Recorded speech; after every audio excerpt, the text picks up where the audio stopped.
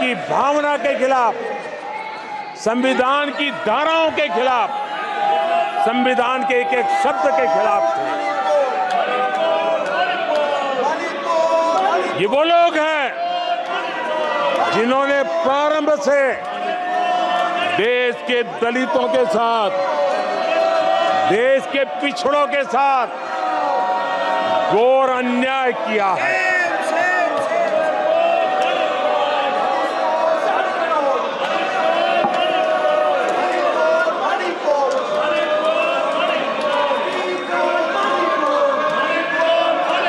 आदरणीय सभापति जी,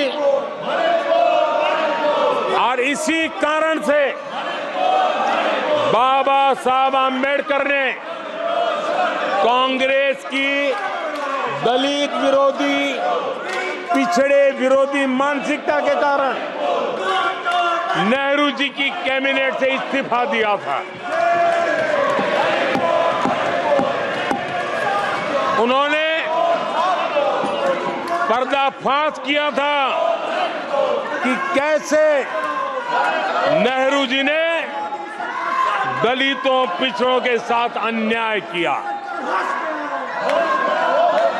और बाबा साहब आम्बेडकर ने कैबिनेट से इस्तीफा देते समय जो कारण बताए थे, वो कारण इनके चरित्र को दर्शाते हैं। बाबा साहब आम्बेडकर जी ने कहा था, मैं सरकार द्वारा अनुसूचित जातियों की उपेक्षा पर अपने अंदर उत्पन्न आक्रोश को रोक नहीं सका। ये बाबा साहब आम्बेडकर के शब्द हैं। अनुसूचित जातियों की उपेक्षा, इसने बाबा साहब आम्बेडकर को आक्रोशित कर दिया।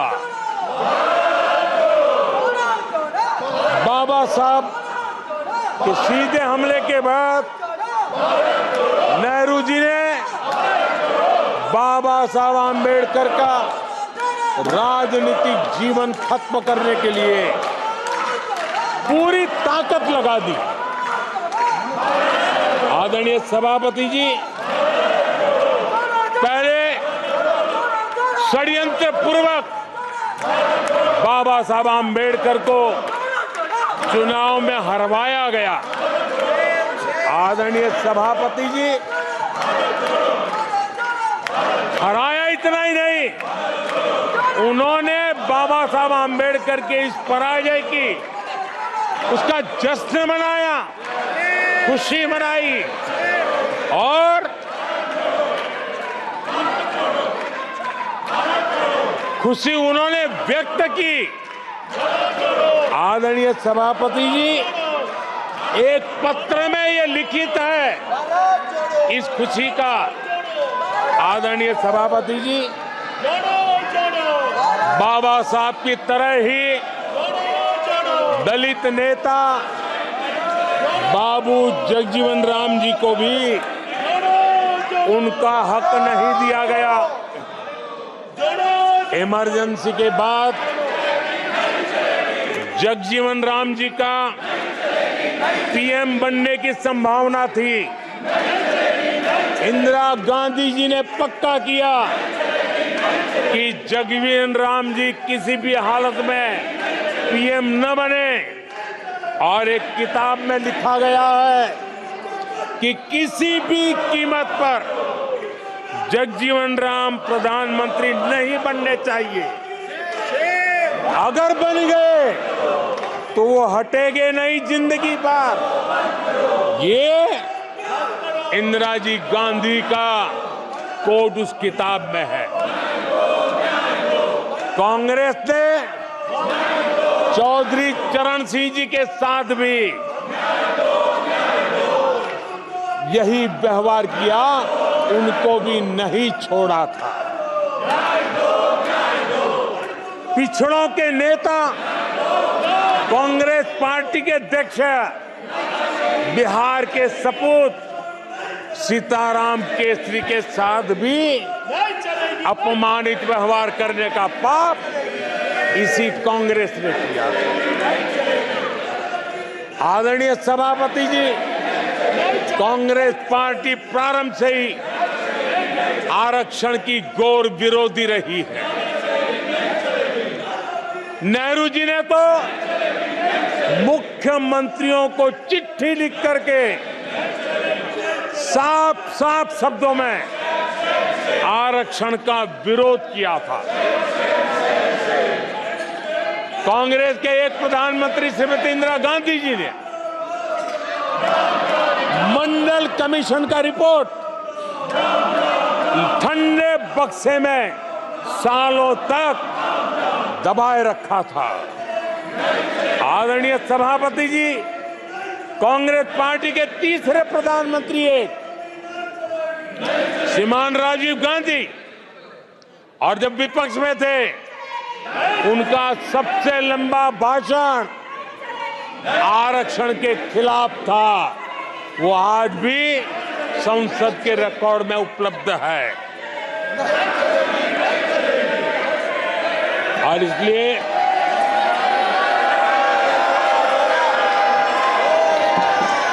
आदरणीय सभापति जी,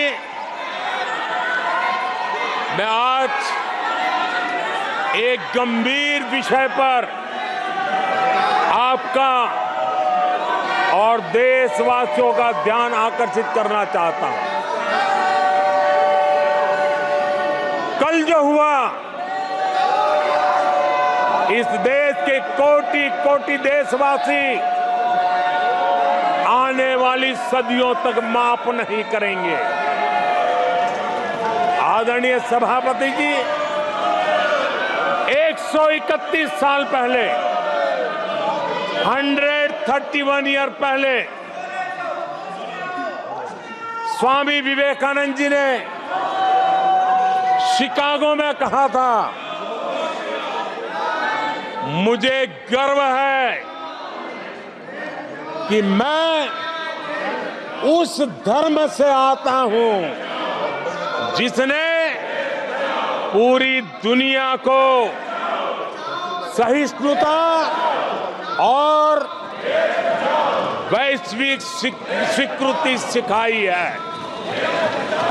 131 साल पहले हिंदू धर्म के लिए विवेकानंद जी ने अमेरिका के शिकागो में दुनिया के दिग्गजों के सामने कहा था। आदरणीय सभापति जी, हिंदू सहनशील है, हिंदू अपनत्व को लेकर के जीने वाला समूह है।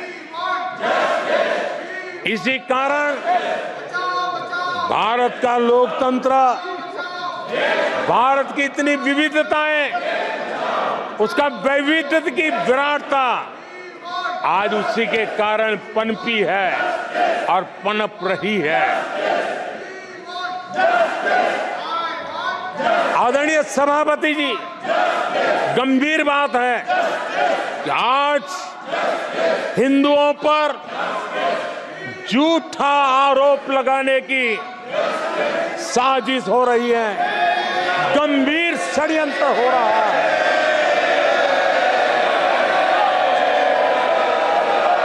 आदरणीय सभापति जी,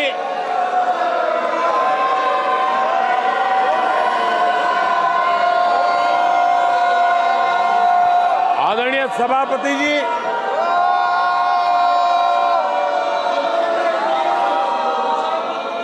ये कहा गया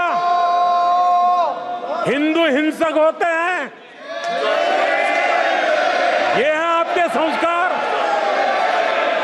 ये है आपका चरित्र, ये है आपकी सोच, ये है आपकी नफरत इस देश के हिंदुओं के साथ। ये करने में आदरणीय सभापति जी, ये देश शताब्दियों तक इसे भूलने वाला नहीं है।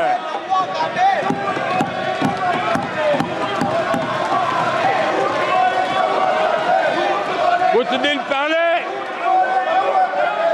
हिंदुओं में जो शक्ति की कल्पना है, उसके विनाश की घोषणा की गई थी।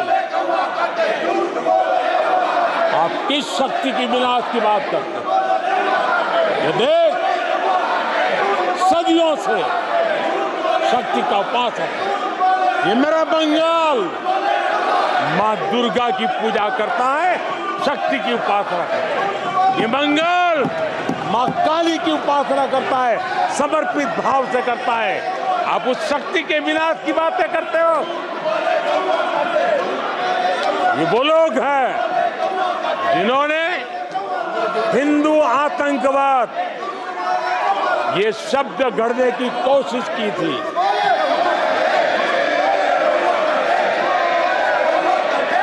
इनके साथी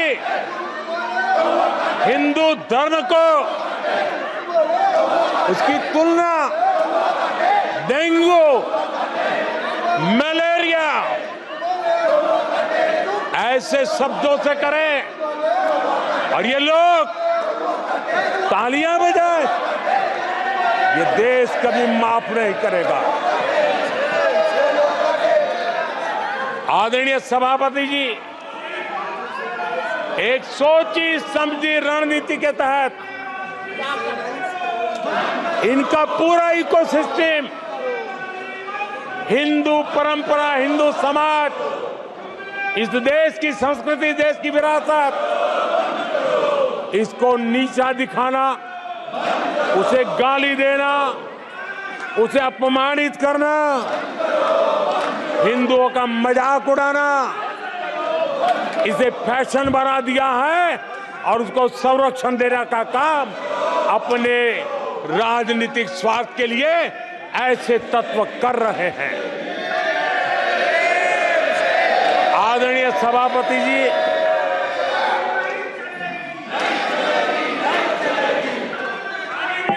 माननीय सदस्य प्लीज।